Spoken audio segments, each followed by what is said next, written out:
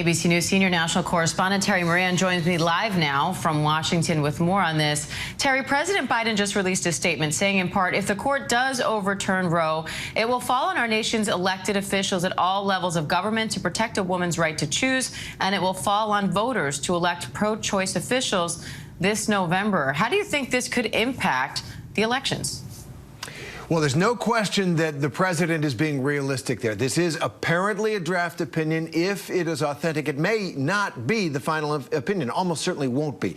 But it does indicate this conservative majority is going to go for it. It's going to overrule Roe versus Wade. And the president is saying that will leave the protection of this, what has been a constitutional right for women in America for more than half a century, up to voters. He's saying vote for Democrats, vote for candidates who will protect a woman's right to choose an abortion, which will no longer be a right if this opinion or anything like it, as it seems, will become law in the next few weeks. And so he's summoning Democrats to the polls. There's a huge enthusiasm gap between Republicans and Democrats in the midterms, and he's trying to stoke that.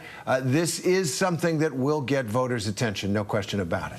And Terry, if this stands, it would roll back decades of precedent. So what's the argument?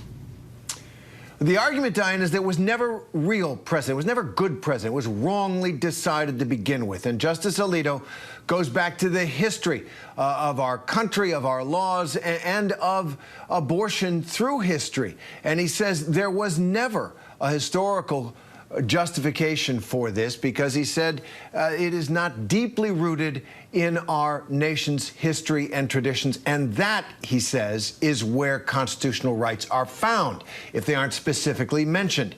And he goes back and he says, you have to go back to when the 14th Amendment after the Civil War was passed that guaranteed liberty under law in this country and what that meant. And he says they didn't mean abortion. You look, every state in the country at that point outlawed abortion. And even when Roe was decided, he argues, 30 states still criminalized abortion, and Roe ended all that. So it is not just an argument about the right to choose an abortion.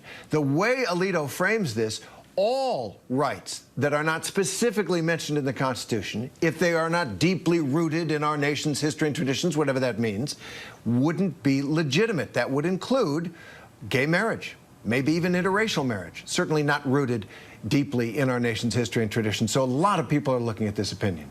All right, Terry Moran for us from Washington. Terry, thank you.